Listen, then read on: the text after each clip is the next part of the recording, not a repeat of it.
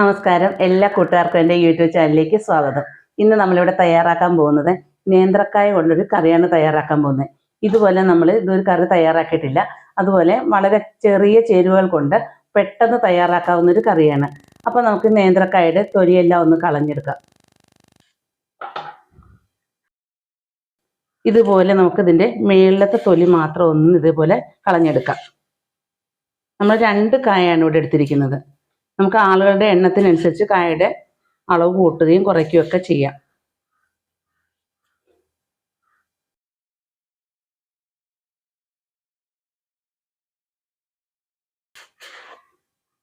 നേന്ത്രക്കായ തന്നെ വേണം, അല്ലാതുള്ള പച്ചക്കായ അല്ല ഇതിന് ടേസ്റ്റ് നൽകുന്നത് നേന്ത്രക്കായ തന്നെയാണ്.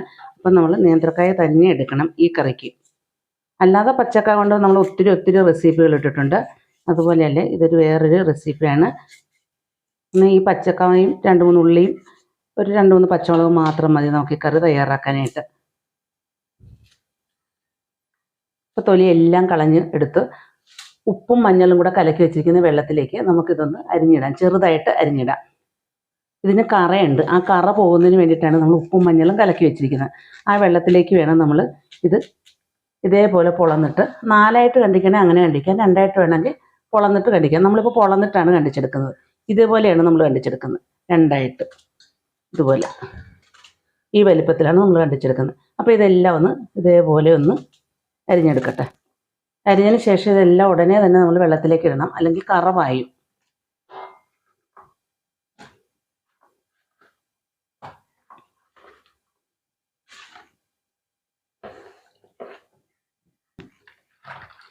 ഇതേപോലെ നന്നായിട്ട് നമ്മൾ ഞെരടി കഴുകിയെടുക്കണം. കറയുണ്ട്, ഇപ്പോൾ അത് എടുത്തപ്പോൾ തന്നെ നമ്മുടെ കയ്യിൽ തന്നെ കറയായി, നല്ല കറയുണ്ട് നേന്ത്രക്കായ്ക്ക്. അപ്പോൾ അത് നമ്മൾ നന്നായിട്ടൊന്ന് കഴുകി ഈ കറ കളയണം. കറയുടെ ഇതുണ്ടെങ്കിൽ നമുക്ക് കറി അത്രയും സൂഹിക്കത്തില്ല. അപ്പോൾ നന്നായിട്ട് നമ്മളൊന്ന് കറ കളയാനായിട്ട് ഒരു 4-5 പ്രാവശ്യം നന്നായിട്ടൊന്ന് കഴുകിയെടുക്കണം. ഉപ്പ് വെള്ളത്തിലും മഞ്ഞൾ വെള്ളത്തിലും ഇട്ട് വേണം നമ്മളിത് കറ കളഞ്ഞെടുക്കാൻ. ഇപ്പോൾ കാണാൻ പറ്റുന്നുണ്ടല്ലോ, നമുക്ക് ഈ വെള്ളത്തിൽ തൊടുമ്പോൾ തന്നെ അറിയാം ഇതിൻ്റെ കറ ഇളകി വന്ന് ഒരു തരിതരിപ്പുണ്ടാവും. അപ്പോൾ നമ്മളിത് നന്നായിട്ട് കഴുകി വെച്ച് ഉപയോഗിക്കാവുള്ളൂ. കായെല്ലാം നമ്മൾ കഴുകി വൃത്തിയാക്കി എടുത്തിട്ടുണ്ട്. ഇനി ഇത് നമുക്കൊരു ചട്ടിയിലേക്ക് ഇട്ട് കൊടുക്കാം.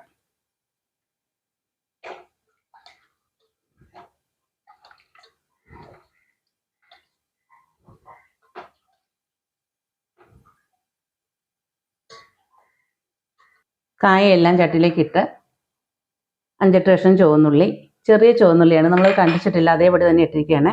2 പച്ചമുളക്, ഇത് വലിപ്പം ഉണ്ടെന്നേ ഉള്ളൂ, അതേ എരിവില്ലാത്ത മുളകാണ്. 2 എണ്ണമാണ് നമ്മൾ ഇട്ട് കൊടുക്കുന്നത്. ഇതേപോലെ പൊളന്നിട്ട് കൊടുത്താൽ മതി. 2 കറിവേപ്പില,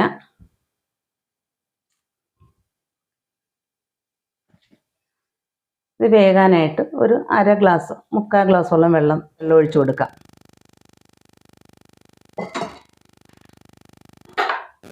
ഫ്ലെയിം ഓണാക്കി ഉപ്പ്, ആവശ്യത്തിന് ഉപ്പ്, 1/4 ടീസ്പൂൺ മഞ്ഞൾപ്പൊടി, ഇതും കൂടെ ചേർത്ത് നന്നായിട്ട് ഇളക്കിയിട്ട് നമുക്ക് മൂടി വെച്ച് വേവിക്കാം. ഈ കായ നന്നായിട്ട് വെന്ത് വരണം, നന്നായിട്ട് വെന്തുടയണം. വെന്തുടഞ്ഞെങ്കിൽ മാത്രമേ ഈ കറിക്ക് ടേസ്റ്റ് ഉണ്ടാകത്തുള്ളൂ. അപ്പം നമുക്കൊന്ന് മൂടി വെച്ച് വേവിക്കാം. ഇനി ഇതിന് നമുക്കൊരു അരപ്പ് തയ്യാറാക്കണം. അതിന് വേണ്ടിയിട്ട് 1/2 മുറി തേങ്ങ ചിരവി എടുത്തിട്ടുണ്ട്, 3 ചെറിയ അല്ലി വെളുത്തുള്ളി, 1/4 ടീസ്പൂൺ പെരിഞ്ജീരകം. പെരിഞ്ജീരകത്തിൻ്റെ ടേസ്റ്റ് ഇഷ്ടമില്ലാത്ത ആൾക്ക് നല്ല ജീരകം ചേർക്കാം, പക്ഷേ ഇതിന് ടേസ്റ്റ് നൽകുന്നത് പെരിഞ്ജീരകമാണ്. അപ്പോൾ ഇത് നമ്മൾ നന്നായിട്ട് അരയ്ക്കേണ്ട, ഒന്ന് ചതയ്ക്കുന്ന രീതിയിലൊന്ന് ഒതുക്കി എടുത്തേച്ചാൽ മതി. അതാണ് ഈ കറിക്ക് ടേസ്റ്റ് നൽകുന്നത്. തേങ്ങയും ജീരകവും വെളുത്തുള്ളിയും കൂടെ നമ്മൾ നന്നായിട്ട് ഒതുക്കി എടുത്തിട്ടുണ്ട്, നന്നായിട്ട് അരച്ചിട്ടില്ല. നമ്മൾ അവിയലിനൊക്കെ ഒതുക്കുന്ന അതേപോലെയാണ് ഒതുക്കി എടുത്തിരിക്കുന്നത്. ഇനി നമുക്കിതൊന്ന് തുറന്നു നോക്കാം. വെന്തിട്ടുണ്ട്, പക്ഷേ വെന്താൽ പോരാ, നന്നായിട്ട് വെന്തുടഞ്ഞ് വരണം. അപ്പം നമുക്കൊരു 5 മിനിറ്റ് കൂടി ഇതൊന്ന് മൂടി വെച്ച് വേവിക്കാം. നല്ല ടേസ്റ്റി ആയിട്ടുള്ളൊരു കറിയാണിത് കേട്ടോ. നമുക്ക് കഞ്ഞിയുടെ കൂടെയും ചപ്പാത്തിയുടെ കൂടെയും ചോറിനൊക്കെ ഈ ഒരു കറി മതി. നമ്മൾ ആവശ്യത്തിന് എരിവും കൂടെ ചേർത്ത് കഴിഞ്ഞാൽ നമുക്ക് ഈ കറി മാത്രം കൂട്ടി നമുക്ക് നന്നായിട്ട് ചോറുണ്ണാം.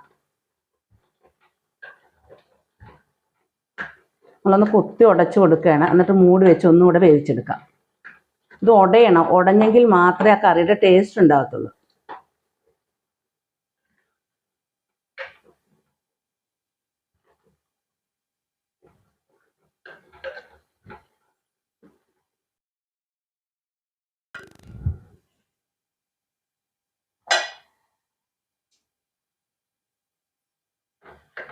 എല്ലാം നന്നായിട്ട് വെന്തുടഞ്ഞ് വന്നിട്ടുണ്ട്. ഇനി ഇതിലേക്ക് നമ്മൾ ഒതുക്കി വെച്ചിരിക്കുന്ന തേങ്ങയുടെ കൂട്ട് അരപ്പ് ചേർത്ത് കൊടുക്കാം.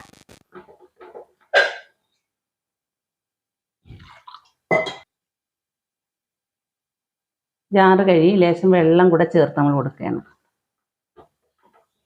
ഒരു ചെറിയ കുഴമ്പ് രൂപത്തിലാണ് ഇത്. ഒത്തിരി അങ്ങ് ചാറാവുകയും ചെയ്യരുത്, ഒത്തിരി അങ്ങ് വറ്റിയും പോകരുത്. നമുക്ക് ലേശം കൂടെ വെള്ളം ഒഴിച്ചു കൊടുക്കാം.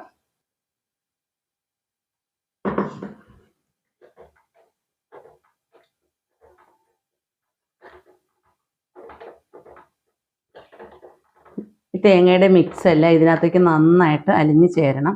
അപ്പം നമുക്ക് ഈ സമയത്തിൻ്റെ ഉപ്പൊക്കെ ഒന്ന് ചെക്ക് ചെയ്യാം. ലേശം ഉപ്പൂടെ വേണം നമുക്ക് ചേർത്ത് കൊടുക്കാം. ആ പെരിഞ്ജീരകം ചേർക്കുമ്പോൾ തന്നെയാണ് നല്ല ടേസ്റ്റ്. ഞാൻ വെളുത്തുള്ളി ചേർത്ത് ചെയ്തിട്ടുണ്ട്, പക്ഷെ വെളുത്തുള്ളി ചേർക്കുന്നതിനേക്കാൾ ടേസ്റ്റ് നമ്മൾ പെരിഞ്ജീരകം ചേർക്കുന്നതാണ്. പെരിഞ്ജീരകം ആകുമ്പോൾ നല്ല ഒരു ഫ്ലേവറാണ് കിട്ടുന്നത്. ഇനി ലോ ഫ്ലെയിമിലാക്കി നമുക്ക് 2 മിനിറ്റ് കൂടെ ഒന്ന് വേവിച്ചെടുക്കാം. ഒന്ന് തിളച്ച് വരട്ടെ നന്നായിട്ട്. അപ്പോൾ നമുക്ക് ഇതിനൊരു വറ ഉണ്ടാക്കണം. ആ വറ നമുക്കൊന്ന് താളിച്ചൊഴിക്കണം. അപ്പോൾ അതൊന്ന് നമുക്ക് തയ്യാറാക്കാം. ഒരു പാൻ അടുപ്പത്ത് വെച്ചിട്ടുണ്ട്. അതിലേക്ക് കുറച്ച് വെളിച്ചെണ്ണ നമുക്ക് ഒഴിച്ചു കൊടുക്കാം.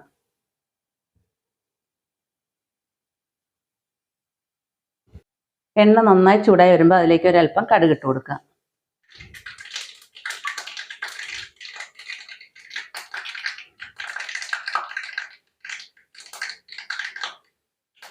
കടുകെല്ലാം നന്നായി പൊട്ടി വന്നിട്ടുണ്ട്. അതിലേക്ക് ചുവന്നുള്ളി വട്ടമരിഞ്ഞ് വെച്ച് കൊടുക്കാം.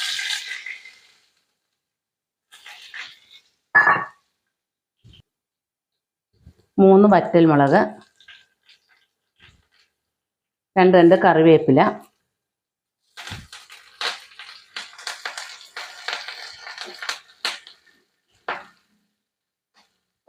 ഇനി ഇതിലേക്ക് ഒരു ചേരുവ കൂടെ നമുക്ക് ചേർത്ത് കൊടുക്കാനുണ്ട്. ഇതിലേക്ക് 2 സ്പൂൺ തേങ്ങ ചിരവിയത് കൂടെ ചേർത്ത് കൊടുക്കുക. എന്നിട്ട് ഇതെല്ലാം കൂടെ നല്ല ഗോൾഡൻ കളർ ആകുന്നത് വരെ നന്നായിട്ടൊന്ന് നമുക്ക് മൂപ്പിച്ചെടുക്കണം. അപ്പോൾ നല്ല ഒരു ടേസ്റ്റാണ് കറിക്ക് കിട്ടുന്നത്. 2 സ്പൂണാണ് നമ്മൾ ചേർത്ത് കൊടുത്തിരിക്കുന്നത്. ഇനി ഇതെല്ലാം നന്നായിട്ടൊന്ന് മൂത്ത് വരട്ടെ. നല്ല ഗോൾഡൻ കളറാകണം തേങ്ങ, കരിഞ്ഞു പോകരുത്. കറി ഒന്നൊക്കെ തുറന്ന് ഇളക്കി കൊടുക്കാം. കണ്ടത് ഇതേ പരുവത്തിൽ മതി, കണ്ടില്ലേ? ഇനി നമുക്ക് കറിയുടെ ഫ്ലെയിം ഒന്ന് ഓഫാക്കി വെക്കാം. എന്നിട്ട് ഈ വറയൊന്ന് തയ്യാറാക്കിയിട്ട് ഇതിനകത്തേക്ക് ഒഴിച്ചു കൊടുക്കാം.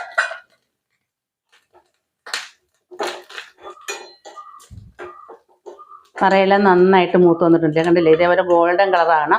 കരിയരുത്, കരിഞ്ഞാൽ നമ്മുടെ ടേസ്റ്റ് പോവും. അപ്പോൾ അത് കറക്റ്റായിട്ടുള്ള മൂപ്പിലെടുക്കണം.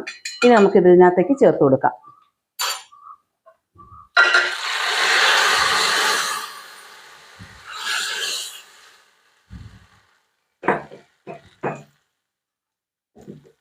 വളരെ പെട്ടെന്ന് തയ്യാറാക്കാൻ പറ്റില്ലേ? കായ കിട്ടുമ്പോൾ ഇനി ഇതുപോലെ നിങ്ങളൊന്ന് തയ്യാറാക്കി നോക്കുക.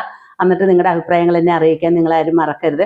ഒരു പ്രാവശ്യമെങ്കിലും നിങ്ങൾ ഇതുപോലെ ഒന്ന് ചെയ്തു നോക്കാം. വളരെ ടേസ്റ്റിയാണ്, നല്ല ടേസ്റ്റാണ്. എന്ന് വെച്ചാൽ നമുക്ക് പറഞ്ഞറിയിക്കാൻ പറ്റാത്തൊരു ടേസ്റ്റാണ്. അതുപോലെ തന്നെ ചോറിൻ്റെ കൂടെയും കഞ്ഞിയുടെ കൂടെയും ചപ്പാത്തിയുടെ കൂടെ എല്ലാത്തിൻ്റെ കൂടെയും നമുക്ക് കഴിക്കാവുന്ന ഒരു നല്ല ഒരു കറിയാണിത്. അപ്പോൾ ഈ വീഡിയോ നിങ്ങൾക്ക് ഇഷ്ടപ്പെട്ടല്ലോ. ഇഷ്ടപ്പെട്ടെങ്കിൽ ലൈക്ക് ചെയ്യുക, ഷെയർ ചെയ്യുക, കമൻറ്റ് ചെയ്യുക. വീഡിയോ സബ്സ്ക്രൈബ് ചെയ്യാതെ കാണുന്നവരുണ്ടെങ്കിൽ ഒന്ന് എന്നെ പ്രോത്സാഹിപ്പിക്കുക. ഇനിയും നല്ല നല്ല വീഡിയോയുമായി നമുക്ക് കാണാം. Thank you. നമുക്കിത് നല്ല ചൂടോടുകൂടി തന്നെ ചോറിൻ്റെ കൂടെയൊക്കെ കഴിക്കാൻ എന്ത് ടേസ്റ്റാണെന്ന് അറിയാമല്ലോ. നമുക്കിതൊരു സെർവിങ് ഡിഷിലേക്ക് പകർന്നൊഴിക്കാം. ഞങ്ങൾക്ക് ഇന്ന് ഉച്ചയ്ക്കത്തെ ഒരു കറി ഇതാണ്. കണ്ടില്ലേ? വളരെ ടേസ്റ്റിയാണ്. ടേസ്റ്റ് തന്നെയല്ല, ഹെൽത്തിയുമാണ്. ഇത് കായ കൂട്ടാത്ത കുട്ടികൾ പോലും ഈ കറികൾ കാണുമ്പോൾ കൂട്ടിപ്പോവും. അത്രയ്ക്ക് നല്ല ഒരു കറിയാണിത്. ഇത് കാണുമ്പോൾ തന്നെ ഒരു ലുക്കില്ലേ നമുക്ക്?